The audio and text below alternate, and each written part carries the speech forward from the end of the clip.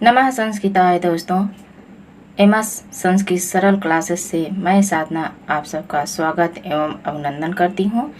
कैसे हैं दोस्तों आप लोग? आशा करती हूँ कि स्वस्थ व्यस्त मस्त होंगे, अपना और अपने परिवार का ख्याल रख रहे होंगे। दोस्तों, इसी आशा और विश्वास के साथ आइए आज का पाठ शुरू करते हैं।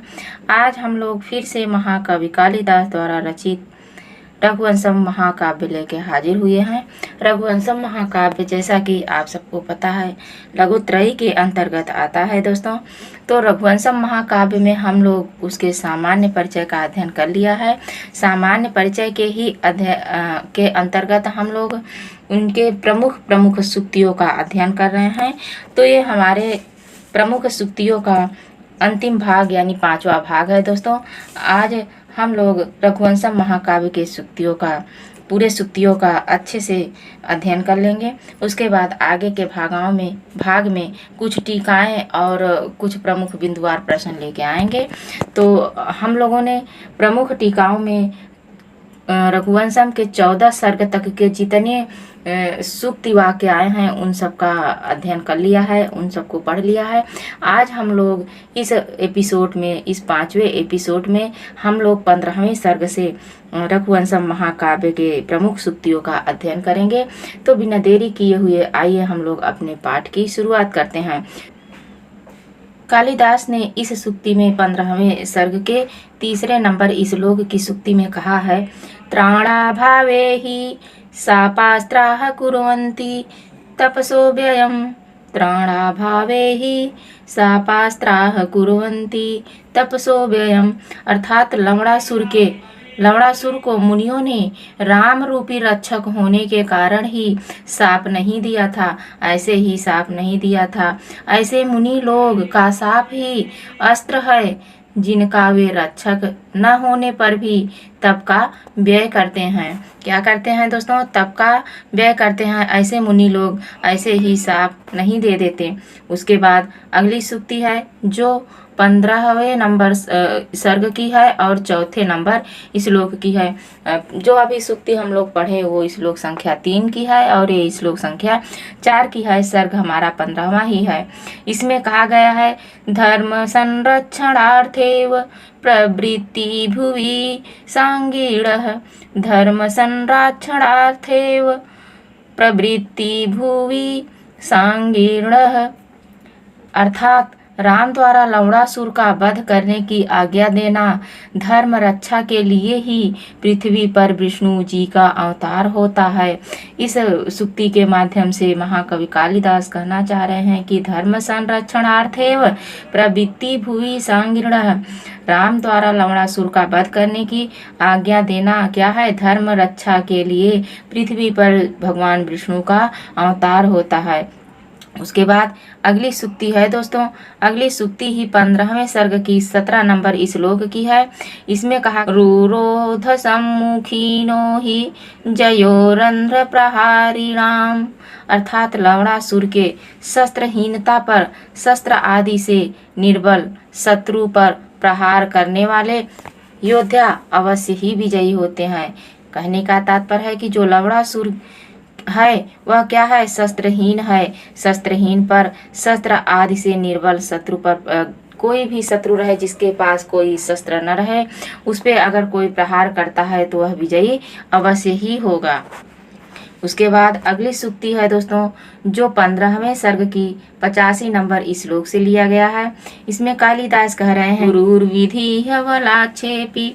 विधि के विधान को कोई नहीं टाल सकता। क्या कह रहे हैं कि विधि के विधान को कोई टाल नहीं सकता। विधाता ने जिसके विधि में जो लिख दिया है वह होके ही रहेगा और होगा भी। उसके बाद अगली सूक्ति है जो 16 नंबर सर्ग से है। क्या? 16वें सर्ग की सूक्ति है दोस्तों।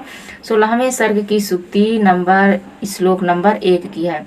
इसमें कवि ने कहा है कि सौभ्रांत्रा में साम ही कुलानुसारी। सौभ्रांत्र में साम ही कुलानुसारी। कालिदास कुश तथा उसके अन्य भाइयों की चर्चा में सद्भ्रातृभाव कुल क्रमागत खानदानी होता है। कुश के सभी भाइयों के पराक्रम, रूप, सब देख करके कालिदास यहाँ पे कह रहे हैं कि जो सद्भ्रातु भाव यानी साथ में रहने वाले भाई कुल क्रमागत यानी सभी क्या होते हैं, खानदानी होते हैं। उसके बाद अगली सूक्ति है वो भी 16 नंबर सर्ग से 74 नंबर श्लोक की है। इसमें कालिदास कह रहे हैं कि तुल्य पुष्पाभरणा ही धीरः, तुल्य पुष्पाभरणा ही धीरः। सर ये जो सूक्ति है वह है सरयू में कुश का आभूषण गिरने पर धीर पुरुष पुष्प और भूषण को सामान समझते हैं। क्या भूषण यानी सरयू में कुश का भूषण गिर जाने पर जो धीर पुरुष होते हैं वह कैसे होते हैं, पुष्प और भूषण के समान ही समझते हैं। उसके बाद अगली सूक्ति 16वें सर्ग से ही है, लेकिन श्लोक संख्या कौन सी है, 80 श्लोक संख्या से ली गई है। तो इसमें कहे हैं कालिदास, प्रहवे स्वनिर्बंध रुषो हि संतः, प्रहे स्वनिर्बंध रुषो हि संतः। कुश द्वारा कुमुद नाग पर, यह सूक्ति जो है कुश द्वारा कुमुद नाग पर प्रहार करने पर कहा गया है कि जब कुमुद नाग पर प्रहार करते हैं तो क्या होता है कि सज्जन लोग नम्र व्यक्तियों पर क्रोध करने का हट नहीं करते, अर्थात क्रोध नहीं करते हैं। जब कुश कुमुद नाग पर प्रहार करते हैं तो वहाँ के जो सज्जन हैं, जो कुश हैं, वह कुश पर क्या करते हैं, प्रहार नहीं करते, क्रोध नहीं करते। अगली सूक्ति हमारी है दोस्तों 17 नंबर सर्ग से 43 नंबर श्लोक की है। क्या है ये, 17 नंबर सर्ग से 43 नंबर श्लोक की है। इसमें कालिदास कह रहे हैं कि वयोरूप विभूति नामेकैकं मद कारणं, वयोरूप विभूति नामेकैकं मद कारणं। राजा अतिथि का गर्व रहित होने का वर्णन कहा गया है। इसमें बताया गया है कि राजा अतिथि गर्व रहित होने की वर्णन है। जो अवस्था होती है युवा अवस्था जो होती है दोस्तों, वो युवा अवस्था सुंदर रूप ऐश्वर्य इन सब में एक एक गर्व का कारण होता है। ऐसा वाक्य जो है महाकवि बाणभट्ट के द्वारा सुखनासो उपदेश में सुखनास चंद्रापीठ को उपदेश देते समय वो भी कहा है कि जो युवा अवस्था होता है सुंदर रूप होता है जिसके, और जो ये सर्वशालिनी होता है वह क्या होता है, मद का कारण होता है, गर्व का कारण होता है। वैसा ही सूक्ति कवि ने रघुवंशम में कहा है राजा अतिथि के वर्णन में, किसके, राजा अतिथि के वर्णन में यह सूक्ति कही गई है। वयो रूप विभूति नाम एक एकम मद कारणम। कहा गया है कि युवा अवस्था सुंदर रूप तथा ऐश्वर्य इन सब के एक एक बातों में क्या होता है, गर्व का कारण होता है। 17 नंबर सर्ग की सूक्ति है 47 नंबर श्लोक है। इसमें कहा गया है कातर्यम केवलानीतिः शौर्यम च पदचेष्टितम्, कातर्यम केवलानीतिः शौर्यम च पदचेष्टितम्। अर्थात राजा अतिथि के राजनीति एवं सूरता का वर्णन करते हुए कालिदास जी कह रहे हैं कि केवल सूरताहीन राजनीति से ही कार्य करना कायरता है तथा केवल राजनीतिहीन सूरता से ही कार्य करना हिंसक जंतुओं की चेष्टा के समान है। अर्थात सूरहीन होकर राजनीति नहीं करना चाहिए, राजनीति करके सूरहीन नहीं होना चाहिए। ऐसा करने से हिंसक जंतुओं के समान व्यवहार किया जाने के समान होता है। अगली सूक्ति कालिदास ने कही है जो 17 नंबर सर्ग से और 52 नंबर श्लोक की है। क्या, 17 नंबर सर्ग की सूक्ति है, 52 नंबर श्लोक से कही गई है। इसमें कालिदास अतिथि का ही वर्णन करते हैं और कहते हैं कि नहि सिंहो गजास्कंदी, नहि सिंहो गजास्कंधी भयात गिरि गुहाशयः, नहि सिंहो गजास्कंदी भयात गिरि गुहाशयः। अतिथि के दुर्जेय किले का वर्णन करते हुए कवि कह रहे हैं कि हाथियों पर आक्रमण करने वाला सिंह भय से पहाड़ की कंदरा में नहीं सोता है, अर्थात वह निर्भीक होकर भी सिंह सुरक्षित पर्वत कंदरा पर ही सोता है, पर्वत कंदरा में ही सोता है। वह पहाड़ के कंदराओं में नहीं सोता, जो है वह क्या करता है, वह निर्भीक होकर, वह डर के नहीं सोता, वह निर्भीक होकर सुरक्षित पर्वत की कंदराओं पे सोता है। उसके बाद अगली सूक्ति जो कालिदास की है वो भी 17 नंबर श्लोक की है दोस्तों, 17 नंबर सर्ग की है और 54 नंबर श्लोक की है। इसे देखते हैं। इसमें भी अतिथि के उन्नति का वर्णन किया गया है। कहा गया है कि वृद्धौ नदी मुखे नैव प्रस्थानं लवणाम्भसः, वृद्धौ नदी मुखे नैव प्रस्थानं लवणाम्भसः। अतिथि की उन्नति का वर्णन करते हुए कवि कह रहे हैं कि बढ़ने पर भी क्षार समुद्र नदी के रास्ते ही चलता है, अर्थात वृद्धि की प्राप्ति होने पर भी महान लोग कुमार्ग पर नहीं चलते, वह सच्चाई के मार्ग पर ही चलते हैं। समुद्र बढ़ा हो तो भी जो उसमें क्षार है वह क्या कहेगा, नदी के ही रास्ते जाएगा, अलग रास्ते नहीं अपनाएगा। उसी तरह जो वृद्धि की प्राप्ति करने वाले महान लोग होते हैं कुमार्ग पर नहीं चलते हैं, सही मार्ग ही अपनाते हैं। उसके बाद अगली सूक्ति है दोस्तों, ये भी 17 नंबर श्लोक सर्ग की 56 नंबर श्लोक की सूक्ति है। इसमें कालिदास कह रहे हैं कि इसमें भी अतिथि के आक्रमण का वर्णन करते हुए कह रहे हैं कि समीरण सहायोपि नाम्भः प्रार्थी दवानलः, समीरण सहायोपि नाम्भः प्रार्थी दवानलः। अर्थात अतिथि द्वारा आक्रमण करने का वर्णन करते हुए कालिदास कह रहे हैं कि वायु के सहायक होने पर भी दवाग्नि जल की चाह नहीं करती, अर्थात जल को जलाने की इच्छा नहीं करती, अपितु तृण काष्ठा आदि को ही जलाती है। दवाग्नि जंगल में लगती है दोस्तों, जठराग्नि पेट में लगती है, बड़वा अग्नि जो होती है वह समुद्र में लगती है। तो यहाँ दवाग्नि की बात कही गई है कि जो दवाग्नि होती है वह जल की चाह नहीं करती, अर्थात जल को जलाने की इच्छा नहीं करती। वह क्या करती है कि जंगल के तृण लकड़ियों आदि को ही जलाती है। उसके बाद अगली सूक्ति 58 नंबर श्लोक से है, सर्ग 17 ही है। ही नान्यनुपकर्तृणी प्रवृद्धानि विकुर्वते। अतिथि की मित्रता का वर्णन करते हुए कालिदास कहते हैं कि जो मित्र दुर्बल होता है वह कोई लाभ नहीं पहुंचाते, अर्थात बलवान मित्र विकार युक्त हो जाते हैं, अर्थात हानि पहुंचाते हैं।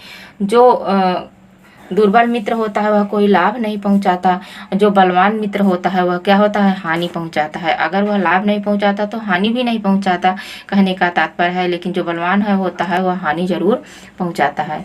उसके बाद अगली सूक्ति 17 नंबर सर्ग से 60 नंबर श्लोक की है दोस्तों, आइए इसे देखते। कोसेनाश्रयणी यत्वामिति तस्यार्थ संगड़। कोश से आश्रयहीनता होती है, क्या होता है, कोश से आश्रयहीनता होती है, अर्थात लोग धनिक व्यक्तियों को ही आश्रय करते हैं, क्योंकि जल से पूर्ण मेघ को ही चातक अभिनंदन करता है, खाली मेघ का नहीं।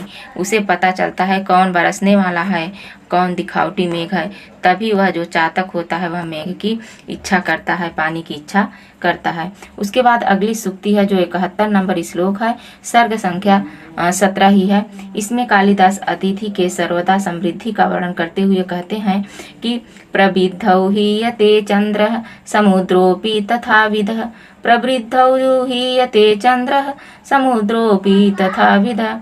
अतिथि की सर्वदा समृद्धि का वर्णन बढ़े हुए चंद्रमा तथा समुद्र भी क्षीण हो जाते हैं। क्या है, चाहे वह चंद्रमा बढ़ा हुआ हो एक न एक दिन घट ही जाता है, समुद्र चाहे कितना बड़ा हो क्षीण ही हो जाता है। तो आज कोई ऊपर है तो कोई नीचे भी होगा। और मेघदूत में भी ऐसा कहा गया है कि जो समय की चक्र की पहिया होती है ऊपर नीचे होती ही रहती है, कभी दुख है तो कभी सुख है, आज विरह है तो कल मिलन जरूर होगा। उसके बाद अगली सूक्ति है जो 17 नंबर सर्ग की 72 नंबर श्लोक की है। इसमें कालिदास कह रहे हैं कि उदधेरीव जीमूताः प्रापुदार्तृत्वमार्थिनः, उदधेरीव जीमूताः प्रापुदार्तृत्वमार्थिनः। अतिथि की दीनशीलता का वर्णन करते हुए कवि कह रहे हैं कि निर्जल मेघ समुद्र के पास जाने से उससे अत्यधिक जल पाकर जल को देने वाला बन जाता है। मेघ के पास अपना जल नहीं होता है, वह नदियों और समुद्रों से जल का ग्रहण करता है, उसके बाद संपूर्ण पृथ्वी पर जल देता है। और इसी कारण से वह क्या होता है कि मेघ को जल देने वाला समझा जाता है। उसके बाद अगली जो सूक्ति है वह 18वें सर्ग सी है दोस्तों। 18वें सर्ग की सूक्ति है और 18 नंबर इस श्लोक का ही है। सुखानि सो भुंक्तः सुखो परोधि वृत्तिम ही राज्ञामुपरुद्धम वृत्तिम। अर्थात कालिदास इसमें कह रहे हैं कि परित्राय का वर्णन करते हुए कह रहे हैं, परित्राय का वर्णन करते हुए कालिदास कह रहे हैं कि सुख रोधक राजाओं का व्यापार प्रजापालन आदि कार्य सुख को रोकने वाला होता है, अतएव वह कारागार के समान है। क्या है? कारागार के समान है। उसके बाद अगली सूक्ति जो है अंतिम सूक्ति है दोस्तों, जो 19 नंबर सर्ग की 49 नंबर इस श्लोक की है। इसमें कवि कालिदास अग्निवर्ण के दोषों का वर्णन करते हुए कह रहे हैं कि स्वादुभिस्तु विषयीह हस्त ततोह दुखम इंद्रिय गणो निवार्यते। स्वादुभिस्तु विषयीह हस्ततो दुखम इंद्रिय गणो निवार्यते। अग्निवर्मा के दोषों का वर्णन करते हुए कवि कह रहे हैं कि प्रियकर विषयों के वशीभूत इंद्रिय समूह को इंद्रिय प्रियकर विषयों से दुख पूर्वक रोका जा सकता है। कहा जाता है कि अग्निवर्ण जो राजा था रघुवंशियों का अंतिम राजा था और बहुत ही विलासपूर्णता जीवन जीता था। इसके विलासिता के कारण ही रघुवंशी राजाओं का यहाँ से विनाश हो गया दोस्तों, यहीं से समाप्त हो जाता है।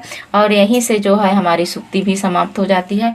सूक्ति का ये 5वां एपिसोड है दोस्तों। 4 एपिसोड सूक्तियों का और है, जो लोग न देखो वो जरूर इसे देखें दोस्तों और इसका लाभ उठाएं। आज बस यहीं तक। नमः संस्कृताय दोस्तों, धन्यवाद।